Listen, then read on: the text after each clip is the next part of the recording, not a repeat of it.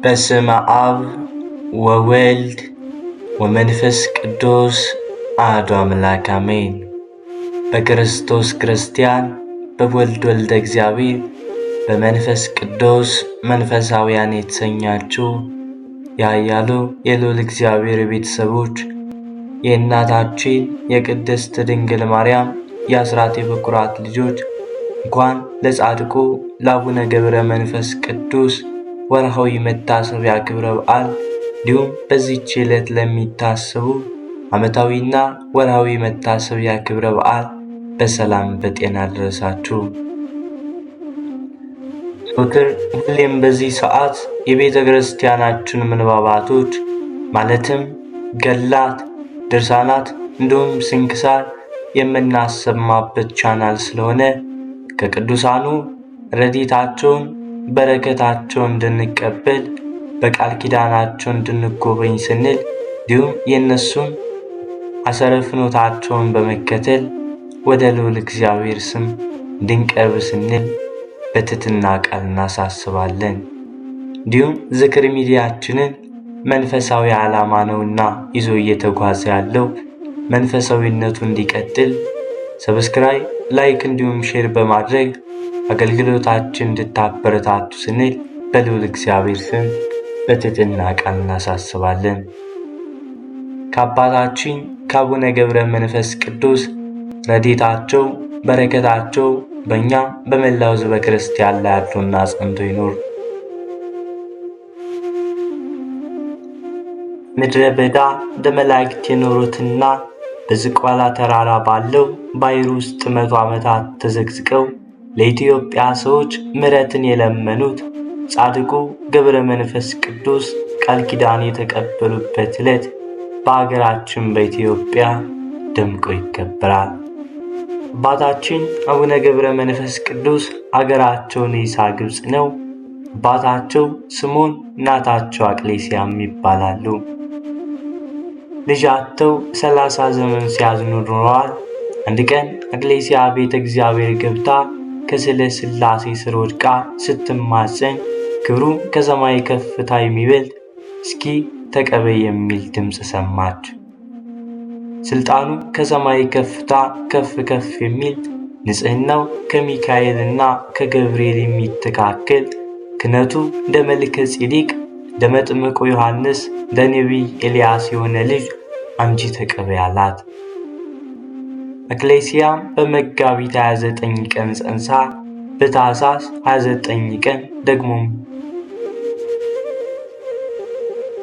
እንግባቱም እጅግ የሚያምር ወንድ ልጅ እንደወለደች መልአኩ ቅዱስ ገብርኤል በሰው አምሳል መጥቶ የዚህ ልጅሽ ስሙ ገብረ መንፈስ ቅዱስ ይሆናል አላት።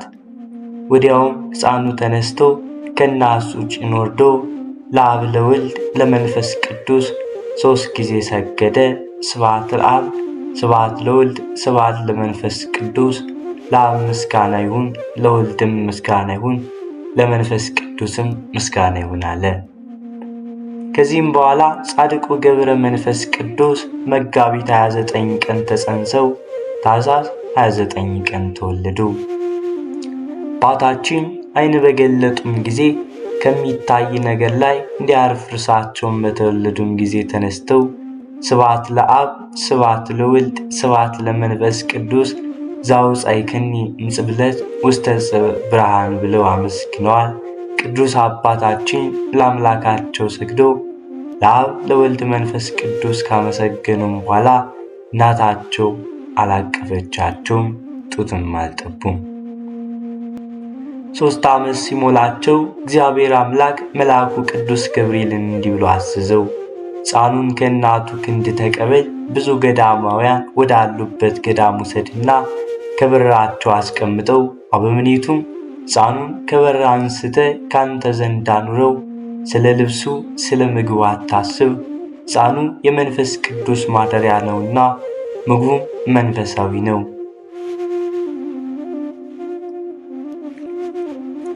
ይህም ከእግዚአብሔር የሚወጣ ቃል ነው። ሰው በእንጀራ ብቻ እንደማይኖረው እወቅ በለው በማለት አዘዘው። ብርሃናዊው መልአክ የራማው ልዑል ቅዱስ ገብርኤልም እንደታዘዘው ከሰማይ ወርዶ ሕፃኑ ከእናቱ ክንድ ወስዶ በክንፉ አቅፎ እስከ 7 ሰማያት ድረስ ወሰደው። በስሉስ ቅዱስ ፊትም አቅርቦ አስባረከው። እግዚአብሔር መልአኩን ወደ እናቴ ወደ ማርያም ውሰደውና ትባርከው አለውና ወስዶት እመቤታችንን ባረከችው። ዳግመኛም ከአዳም ጀምሮ ሄሮድስ በግፍ እስካስገደላቸው ሕፃናት ያሉትም ሁሉ ቅዱሳን ነቢያት፣ ሐዋርያት፣ ጻድቃን፣ ሰማዕታት፣ ደናግልና መነኮሳት ሁሉም እንዲባርኩት አደረገው። መልሶ ከእግዚአብሔር ፊት አቆመው።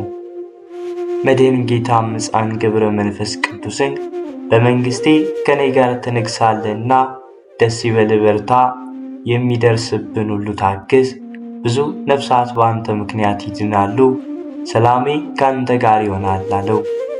ከዚህም በኋላ መልአኩ አባ ዘመደ ብርሃን ወዳለበት ገዳም አወረደውና ሕፃኑን ከበር ላይ አስቀምጦ እርሱ ወደ ውስጥ ገብቶ እግዚአብሔር እንዳዘዘው ሁሉን ነገረው። አባ ዘመደ ብርሃንም ሕፃኑን አስገብቶ በእንክብካቤ የቤተ ክርስቲያን ትምህርት ሁሉ እያስተማረ አሳደገው። ሕፃኑ ትምህርቱን በጨረሰም ጊዜ ዲቁና ተቀብሎ እንደ ቅዱስ እስጢፋኖስ ጸጋንና ሞገስን የተመላ ሆነ። ፍጹም የእግዚአብሔር ጸጋ አድሮበታልና ሥራው ሁሉ በእውቀት የተመላና የተቃና ሆነ። አባ ዘመደ ብርሃንም በሕፃኑ ላይ ያደረበትን ጸጋ እያየ እጅግ ደስ ይለው ስለነበር እንደ ቅዱስ እንጦንስ አስኬማን ሰጠው። ከዚህም በኋላ ገብረ መንፈስ ቅዱስ ቅድስናን ተቀበለና በጾም በጸሎት ተጠምደው በታላቅ ተጋድሎ መኖር ጀመሩ። ሐዋርያትም የታምራትንና የሀብትን ፈውስ ተሰጣቸውና ድውያንን የሚፈውሱ፣ ሙታንን የሚያነሱ፣ አጋንንትን የሚያወጣ ሆኑ። መልአኩ ቅዱስ ገብርኤል ዳግመኛ ተገልጦላቸው ወደ ሰማይ አሳረጋቸውና ከእግዚአብሔር ፊት አቆማቸው። ያን ጊዜም ጌታችን ክቡራን የሆኑ እጆቹን ዘርግቶ ባረካቸው። በኋላ በጸሎት ከሲኦል የምታወጣቸው ብዙ ነፍሳቶች አሉ፣ ድውያንን ትፈውሳለ። እንግዲህ ተለይተ ከሰውም ተለይተ ወደ ጫካ ገብተ ከአንበሶችና ከነብሮች ጋር ኑር አላቸው። አባታችንም ጌታችን የሰጠኝን እነዚህ አንበሶችና ሁሉንም አራዊቶች ምን ይመገባሉ አሉት። ጌታችንም የረገጥከውን መሬት ይልሳሉ፣ በዚያም ይጠግባሉ አላቸው። ቅዱሳን መላእክትም ይህን በሰሙም ጊዜ ደስ አላቸው። ጌታችን መልአኩን ወደ ቀደመ ቦታቸው ይመልሳቸው ዘንድ አዘዘው። ከዚህም በኋላ አቡነ ገብረ መንፈስ ቅዱስ ከራሳቸው እስከ ፀጉራቸውም ድረስ በቀለላቸው። የፀጉራቸውም ርዝመቱ 1 ክንድ ከስንዝር ነው። አባታችን በታላቅ ተጋድሎ ሲኖሩ በጸጋ ላይ ጸጋ ተጨመረላቸው። ከዕለታት በአንዷ ቀን የፈወሳቸው ሕሙማን ብዛታቸው ሆነ። የአገሩ ሰዎችም ሥራቸውን ስላወቁባቸው አዘኑ። ውዳሴ ከንቱ እንዳይሆንብኝ ተነስቼ ሰው ወደማያውቀው አገር ሄዳለሁ ብለው ተነስተው ሄዱ። ብዙም አባታችን እንደተሰወሩም ባወቁም ጊዜ በሐዘን አለቀሱ። ከዚህም በኋላ አባታችን ወደ ጫካ ገብተው ብቻቸውን የበጋውን መራ የክረምቱን ቁር ታግሰው ምንም ልብስ ሳይለብሱ ራቁታቸውን ሆነው በተጋድሎ ኖሩ። ከጽኑ ተጋድሏቸውና ከጫካው ቅዝቃዜ የተነሳ ሰውነታቸው አልቆ ከአጥንታቸው ጋር ተጣበቀ። ፍራፍሬም ሆነ ምንም ነገር አይመገቡም፣ ውሃም ፈጽሞ አይጠጡም ነበር። አባታችን በምድረ በዳ እንደ ሰው ሳይሆን እንደ መላእክት ኖሩ። ቅዱሳን መላእክትም ዘውትር ይጎበኟቸው ነበር። ስለ ምግባቸውም ሰማያዊ ኅብስት አምጥተው ይሰጧቸዋል። ነገር ግን አባታችን ያንን ኅብስት አይመገቡም። ይልቁንም ጽዋን ባሸተቱት ጊዜ እንዲሁ ይረካሉ፣ ይጠግባሉና። አባታችን በተወለዱበት ቤት አልኖሩም። እናት አባታቸው የሥጋ ዘመዶቻቸው አላወቋቸውም። በበረሃ ብቻቸውን ኖሩ እንጂ ነገር ግን ሰማያዊን ሁሉ ወዳጆቻቸው ሆኑ። እመቤታችን ወዳጄ ትላቸዋለች። ነቢያት፣ ሐዋርያት ወገናችን ይሏቸዋል። መላእክትም ወዳጆቻችን እያሉ በክንፋቸው አቅፏቸዋል። የአባታችን ማዛቸው ጫካውን ይሞላው ነበር። በመንፈስ ቅዱስም ኃይል ወደ ፈለጉት ቦታ በፍጥነት እንደ ወፍ ይበራሉ። ስለተሰጣቸውም ጸጋ የበረሃ እንስሳት አንበሳና ነብር ሁሉ ያገለግሏቸዋል። አባታችን ሁልጊዜ እንዲህ ይሉም ነበር፣ የሚጣፍጥ ምግብን መውደድ ኃጢአትን ያመጣል፣ ሞትን ያስከትካል። ክፉ ያላቸው የሰማይ ወፎች እንኳን በመብል ምክንያት ይጠመዳሉ። ምግብ በመሻት ከምድር ላይ ይወድቃሉ፣ በወጥመድም ይያዛሉ። የሰው ልጅም ምግብን በመውደድ በኃጢአት ይወድቃልና፣ እኔስ ለሰውነቴ ምግብ መጠጥን አልፈልግም፣ ልብስም አልሻም። ራቁቴን ከእናቴ ማኅፀን እንደወጣሁ እንዲሁ ራቁቴን ወደ መቃብር እመለሳለሁ እንጂ።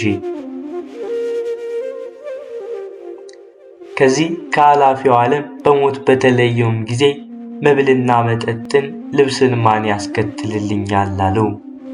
ዳግመኛ ሰው ሊደርስ በማይችልበት በረሃ እኖራለሁ። ነጣቂ ተኩላዎችና አራዊቶች ባሉበት እነርሱ እንዲበሉኝ ሥጋዬን እጥላለሁ። ዳዊት በመዝሙር የጻድቃን ሥጋቸው ለዱር አራዊት ነው እንዳለ እኔ ክፉ አውሬዎች፣ ተናዳፊ እባቦችና ዘንዶች ወዳሉበት እገባለሁ፣ ምግብም መሆናቸው ዘንድ እወዳለሁ በማለት አባታችን ራሳቸውን ለሞት አሳልፈው ይሰጡ ነበር። ነገር ግን አራዊት ሁሉ የሰገዱላቸው እየታዘዙላቸው ከእግራቸውም በታች ተኙ ነበር። ለሚታዘዝ ደቀ መዝሙርም ይታዘዝላቸው ነበር። ለጸሎትም በሚቆሙ ጊዜ አብረዋቸው ይቆማሉ፣ በፊታቸውም ይጫወታሉ።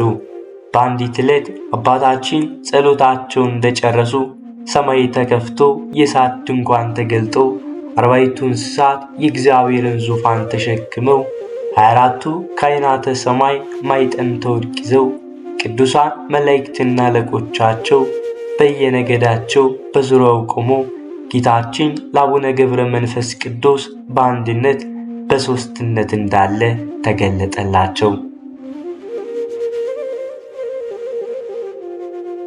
አባታችንም ይህን ባዩም ጊዜ እጅግ ፈርተውና ደንግጠው መሬት ላይ ወደቁ። ጌታችንም ካጸናቸውና ካበረታቸውም በኋላ ዮሐንስ ቀለምሲስ እኔን እንዳየኝ አንተም እኔን ማየት የምትችልበትን ኃይል እሰጥሃለሁ። ወዳጄ ሆይ ምን ትሻለህ? የምትጠይቀኝስ ነገር ምንድን ነው? ልይ ብለህ በለመንከኝም ጊዜ ተገለጥኩልህ። 80 ዓመት በጫካ ኑርክ፣ በበረሃዎች ዞርክ፣ ከአንበሶችና ነብሮች ከአራዊትም ጋር መኖር አልፈራህም። ጨክነ እስከ ሞት ድረስ ታገስ። የመረጥኩ ወዳጄ ገብረ መንፈስ ቅዱስ ሆይ ምን አደርግልህ ዘንድ ትወዳለህ? አላቸው።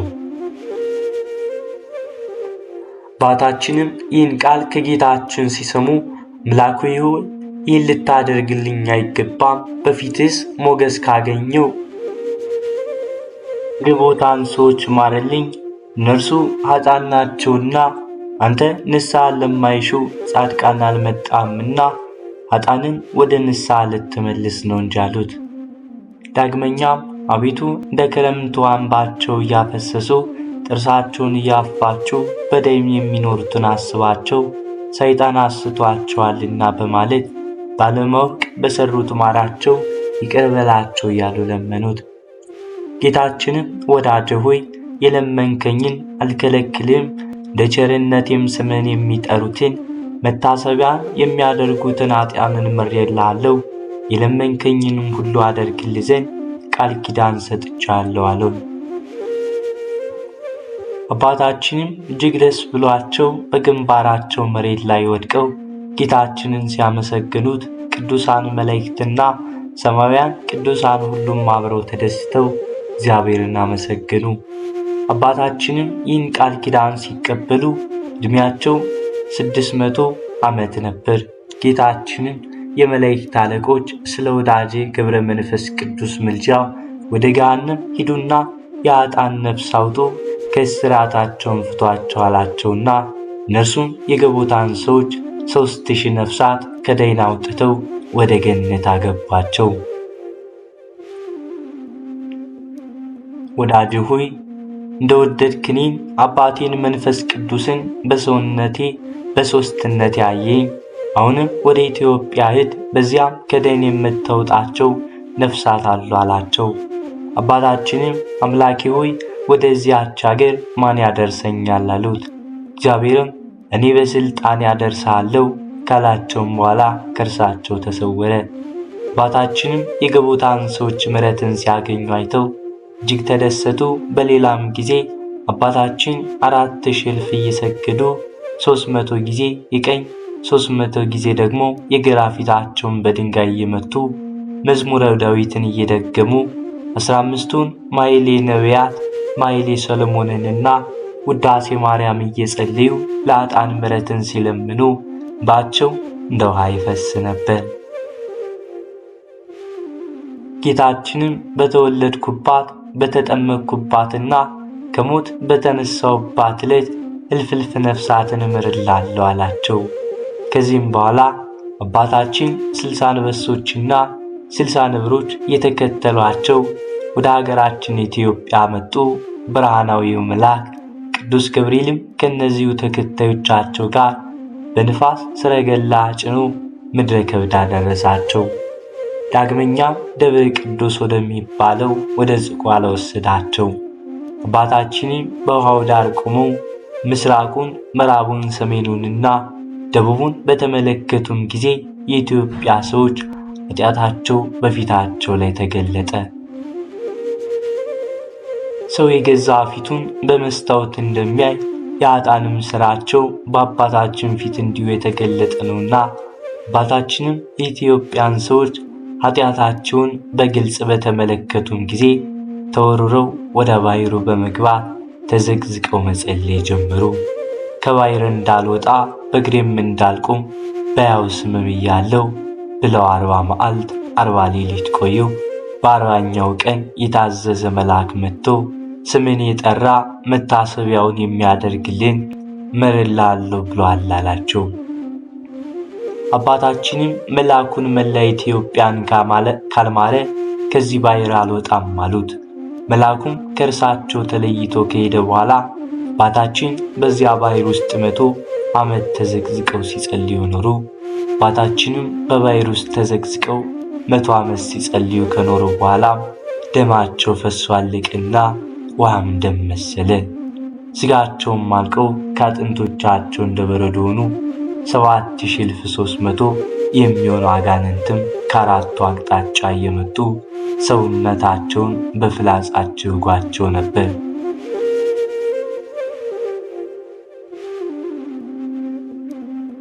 ጌታችንም መጥቶ ከባሕሩ ዳር በመቆም ወዳጄ ገብረ መንፈስ ቅዱስ ሆይ መላ ኢትዮጵያን ምሬልሃለሁና ተነስ ከባሕሩ ውጣ አላቸው። አባታችንም አጥንታቸው እንደ መርፌ ቀዳዳ ተበሳስተው ፈጽመው ደክመው ነበርና ጌታችን በክቡራን እጆቹ ሁለተኛውን ቢዳስሳቸው እንደቀደመው ደህና ሆኑ። ጌታችንም ከባረካቸውም በኋላ ወደ ምድረ ግብፅ እንዲሄዱ ነገራቸው። በሆነ ገብረ መንፈስ ቅዱስ ምድረ ከብድ እንደደረሱ እንደ አምድ ተተክለው 7 ዓመት ቆዩ ጸልዩ። በዚህም ጊዜ ሰይጣን በቁራ ተመስሎ መጥቶ 2 ዓይኖቻቸውን አንቁሮ አጠፋቸው። ነገር ግን አባታችን ጸሎታቸውን ሳያቋርጡ 2 ሳምንት በጸሎት ቆዩ። ከ2 ሳምንት በኋላም ቅዱስ ሚካኤልና ቅዱስ ገብርኤል መጥተው በዓይኖቻቸው ላይ ብለው ብርሃናቸውን ከመለሱ በኋላ አባታችንን ከሰማይ ፍጹም ኃይል ይሰጣልና ጠላቶችን ትበቀል ዘንድ ወደ ዝቋላ ሂድ ብለዋቸው አረጉ። አቡነ ገብረ መንፈስ ቅዱስም እንደታዘዙት ወደ ዝቋላ እየሄዱ ሳለ በመንገድ ላይ ከዛፍ ስር ያረፉ 3 ሽማግሌዎችን አገኙ። አባታችንም ባያቸውም ጊዜ ለመሰወር ቢያስቡ ሽማግሌዎቹ ግን ይመጡ ዘንድ ጠሯቸውና በእግዚአብሔር ዙፋን ተማጽነናል፣ ሦስታችንም በጀርባ አዝለ አንዳንድ ምዕራፍ ሸኘኝ አላቸው። አባታችንም ሽማግሌዎችን በቀረቧቸው ሰዓት ሽበት የከበባቸው የደከሙ ሽማግሌዎችን አገኟቸው። ከዚህም በኋላ አባታችን አንደኛዋን ሽማግሌ አዝለው ከአንድ ምዕራፍ አደረሷቸው። ያም ሽማግሌ ከዚህ አሳርፈኝ፣ አንተ ደግመሃል የማትበላ የማትጠጣ ነህና አላቸው። አባታችንም አባ የት ያውቁኛል አሏቸው። ሽማግሌውም አሁን ደግሞ ሄደ ጓደኞችን አምጣልኝ አሏቸው። አባታችን የቀሩት 2 ሽማግሌዎች ካሉበት ደርሰው ሁለቱን በየተራ እያዘሉ የመጀመሪያውን ካደረሱበት ቦታ አደረሷቸው። ከዚህም በኋላ የነዛ ሽማግሌዎች አባቴ ሆይ ከየት ነው የመጣችሁት አሏቸው። 3ቱም ሰዎች ተነስተው ቆሙና ለአባታችን በአንድነት በሦስትነት ተገለጡላቸው። አንድ ሲሆኑ 3፣ 3 ሲሆኑ አንድ ሆኑ። ስሉስ ቅዱስ ለአብርሃም በመምህር አድባር ስር በአንድነት በሦስትነት ለተገለጡለት ሁሉ አሁንም ለአባታችን ለገብረ መንፈስ ቅዱስ በአንድነት በሦስትነት ተገለጡላቸው። በጀርባዎቹም አዘሏቸው። የእግዚአብሔርንም ክብር ስላዩ አባታችን ፊታቸውን እንደ ፀሐይ አበራ። ቅዱሳን መላእክት ወርደው እንደ ሻሽ ተነጥፈው ሲያመሰግኑ ሰማይና ምድር ተነዋውጠው ተራሮች፣ ኮረብቶች፣ ዓለቶች ተሰነጣጠቁ። በዚያችም ሰዓት ታላቅ ፍርሃት ሆነ። አባታችንም ዙሪያውን በከበቧቸው ምስጢራት ጎርፍ ተውጠው ተንቀጥቅጠው በግንባራቸው ወደቁና እንደ በድን ሆኑ። በራእይ ውስጥም ሆነው እነዛ ሽማግሌዎች አባታችን እስከ 7ኛው ሰማይ እንዳደረሷቸው ተመለከቱ። ከዚህም በኋላ ጌታችን ሐዋርያት እንደ ቅዱስ ጴጥሮስን እንደቀሰቀሳቸው አባታችንም ቀሰቀሳቸውና ወደ ዝቋላ ውረድ፣ 100 ዓመት ሙሉ አጥንትህን ሥጋህን እየነደፉ የተዋጉን አጋንንት ታጠፋቸው ዘንድ ነው እኔ እንደወሰድኩ በማላውቃቸው በትንቢት ላይ ናቸውና በባሕር ውስጥ አለ ይሏል። 7ቱ ሊቃነ መላእክትም ይረዷል፣ መባረክትም በፊት በኋላ ይከተሏል አላቸው። ያን ጊዜም አባታችን በመብረቅ ላይ ሆነው እነዚያን አጋንንት ወደ ያሉበት ወረዱ። አጋንንቱም ደመናት ከበቧቸው፣ መላእክትም በእሳት ሰይፍ መተሯቸው፣ በመብረቅ አጨዷቸው፣ አመድ ሆነው በነፋስ በተኗቸው። የእነዚያንም አጋንንት ቁጥራቸው 7000 እልፍ ከ1000 ነበር። ሁሉም በአንድ ጊዜ አልቀዋልና ከእነርሱ ሸሽቶ ያመለጥም አልነበረም። 7ቱ ሊቃነ መላእክትም ወደ ሰማይ አረጉ። አባታችንም አንበሶችና ነብሮች፣ ድብና ዘንዶ ወዳሉበት ምድረ ከብድ ተመለሱ። ከዚህም በኋላ አባታችን ጌታችን ተገልጦ ብዙ ምስጢራትን ነገራቸው። በኋላ ወደ አረማውያን አገር ሄደው እንዲያስተምሩና የሚደርስባቸውን መከራ ጭምር ነገራቸው። አባታችንም ክርስቶስን ፈጽመው ወደማያውቁት አረብ አገራት ሄዱ። የአረብ ንጉሥም ብዙ ሰራዊቱን አስከትሎ ብዙ ጣዖታትን አስይዞ ሲጓዝ አገኙት። በጣዖቱ ውስጥ አድረው የነበሩ አጋንንትም አባታችን ባዩም ጊዜ ወጥተው ሸሹ። ጣዖታቱም ከምድር ላይ ወድቀው ተሰባበሩ። የአረቡም ንጉሥ አንተ ጸጉር ልበሱ ምንድነ ሰው ነህን አላቸው። አባታችንም አዎን ሰው ነኝ፣ ያውም የጌታዬ የኢየሱስ ክርስቶስ ባሪያ አሉት። ንጉሡም መልሶ በዚያ አይሁድ በሰቀሉት ታምናለህን አላቸው። አባታችንም አሁን እኔ በእርሱ አምናለሁ፣ አላፍርም። ስለ እኔ የተሰቀለውን በሰው ፊት አምነዋለሁ። ስለ እኔ ብቻ አይደለም ንጉሥ ሆይ፣ ስለ አንተና ከአንተ ጋር ስላሉትም ነው እንጂ። እርሱ መኑ የዘላለም ሕይወት ታገኙ ዘንድ አላቸው። ይህንንም በሰማም ጊዜ በጣም ተቆጥቶ ሰራዊቱን ሁሉ ጠርቶ በቶሎ እሳት እንዲያነዱ አዘዛቸው። የቶን እሳትም ካነደዱም በኋላ በሉ ይህን የኢየሱስ ክርስቶስ ባሪያ ነኝ የሚለውን ጸጉረ ለባሹን አንስታችሁ ከእሳት ውስጥ ጨምሩት አላቸው። አባታችንም ንጉሡና መኳንንቱ ሰራዊቱን ሁሉ እያያቸው ከቶኑ እሳት ውስጥ ገቡ። ነገር ግን እሳቱ እንደ ወንዙ ሆነ። የንጉሡም ሰራዊት ይህን ከተመለከቱም በኋላ ግማሾቹ በዚህ ሰው አምላክ አምነናል አሉ። ንጉሡም 78 አዛዦቹን በማዘዝ አምነናል ያሉትን ሰዎች ራሳቸውን በሰይፍ አስቆረጣቸው። ራቸውም ማረፋለፍ ነበር። ንጉሡም ሰይፉን መዘው የአባታችን ራስ ሊቆርጥ ተወርውሮ ወደ አባታችን ሲሄድ ወዲያውኑ ጽኑ የመብረቅ ነጎድጓድና ንውጽውጽታ ሆነ። ጌታችንም ወደ አባታችን ዘንድ መጣ። መብረቁም በአንድ ጊዜ ንጉሡንና ሰራዊቶቹን ሁሉ አጠፋቸው። የሞቱም ሰዎች ቁጥራቸውም 400 ሺህ ሆነ።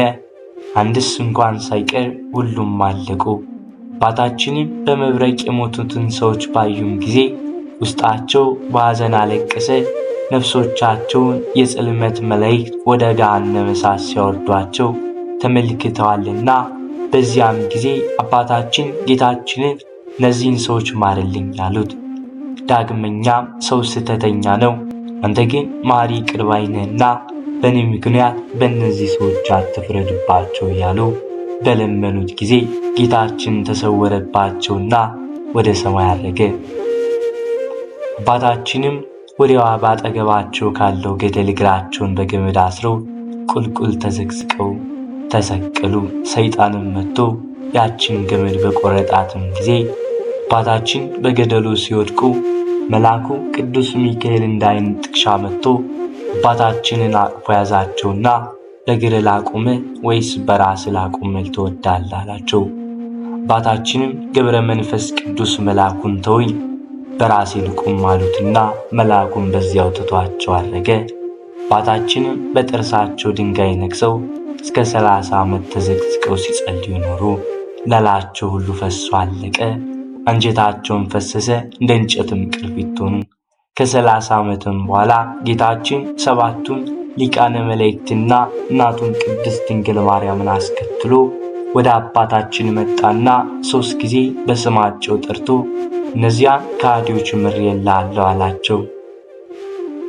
አባታችንም ነክሰው የነበረውን ድንጋይ በጣሉትም ጊዜ ጥርሶቻቸውን አብረው ተነቅለው ወደቁ። ጌታችንም በኩራን እጆቹን ቢዳስሳቸው ሰውነቱ ተዳሰሰላቸውና አባታችን ጌታችን ምሬልሃለሁ ካልከኝ ተማርክልኝ፣ ነፍሳቸውን ከሥጋቸው ጋር አዋህድልኝ አሉት። ጌታችንም አባታችን እንዳልክ እንደወደድክ ይሁንልህ፣ እኔ ሙታንን ልታስነሳ ስልጣን የሰጠው አይደለምን? አሁንም ወደ ሞቱት ሰዎች ሂድና ማትብባቸው አላቸውና ወደ ሰማይ አረገ። ያን ጊዜም አባታችን ወደ ሞቱት ሰዎች ሄደው በላያቸው ከጸለዩም በኋላ ሁላችሁ በጌታዬ በኢየሱስ ክርስቶስ ኃይል ተነሱ ቢሏቸው ሙታን ወዲያው አፈፍ ብለው ተነስተው በአባታችን ፊት ቆሙ። አባታችንም ሃይማኖትን አስተምረው አጥምቀው ክርስቲያን አደረጓቸው። ከዚህም በኋላ አባታችን ከነርሱ ተለይተው በመብረቅ ተጭነው ወደ ምድረ ከብድ ተመለሱ። ዳግመኛም አባታችን እነዚያን ሰዎች ጎበኟቸው ዘንድ ወደ አረብ ሀገር ሄዱ። እነዚያ ከሞት አስነስተው ክርስቲያን ያደረጓቸውም ሰዎች በሕይወት በጽድቅ እየኖሩ የእግዚአብሔር አገልጋዮቹ ነው። መልአከ ገብረ መንፈስ ቅዱስ እያሉ ሲያመሰግኑ ተመለከቷቸው። አባታችንም ይህን አይተው ስለ ሰዎቹ መዳን ደስ ተሰኝተው ተመልሰው ወደ ምድረ ከብድ መጡ። ነገር ግን አባታችን ሄደው እንደጎበኟቸው ሰዎቹ አላወቁም ነበር። እነዚያም ክርስቲያኖች እስከ ዛሬ ድረስ አሉ።